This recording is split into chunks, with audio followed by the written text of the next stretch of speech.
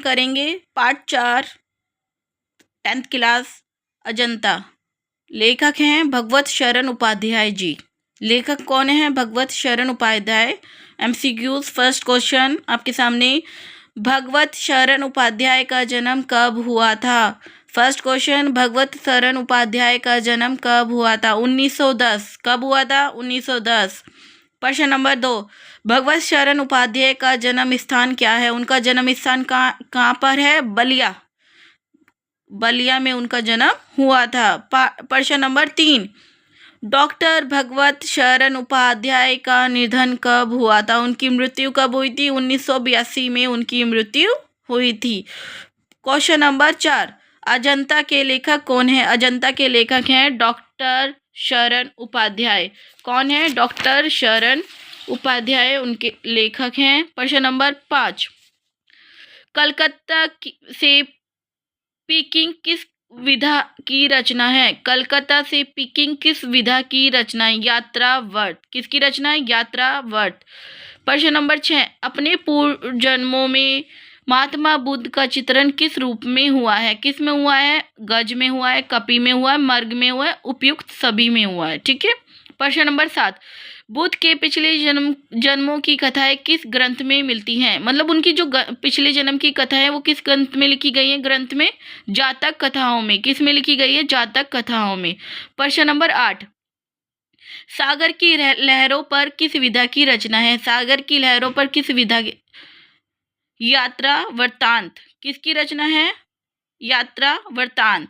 प्रश्न नंबर 9, ठूठा आम के लेखक कौन है? ठूठा आम के लेखक हैं भगवत शरण उपाध्याय। कौन है? भगवत शरण उपाध्याय। प्रश्न नंबर 10, खून के छींटे के लेखक हैं। खून के छींटे किसने लिखा है? भगवत शरण उपाध्याय। किसने लिखा है? भगवत शरण उपाध्याय। ओके। प्रश्न नंबर 11, जातक कथाओं की संख्या कितनी है? जातक कथाओं की संख्या है 555। कितनी है? 555। प्रश्न नंबर 12, अजंता गांव में थोड़ी दूरी पर कौन सी नदी बहती है? कौन सी नदी बहती है? बहादुर। कौन सी नदी बहती है? बहादुर नदी बहती है। प्रश्न नंबर 13, महात्मा बुद्ध के पिछले जन्म की कथाएं क्या कहलाती हैं? कथाएं कहलाती हैं, क्या कहलाती हैं? जातक कथा। कौन सी कहलाती है? जातक कथा। ये ऊपर भी आया था। प्रश्न नंबर 14, यशोधरा महात्मा बुद्ध को भिक्षा में क्या देती है? यशोधरा महात्मा बुद्ध को भिक्षा में क्या देती है? अपना लाल, मतलब अपना बेटा राहुल। ओके। प्रश्न नंबर 15, महात्मा बुद्ध की पत्नी का क्या नाम था? यशोधरा। उनकी पत्नी का नाम था यशोधरा।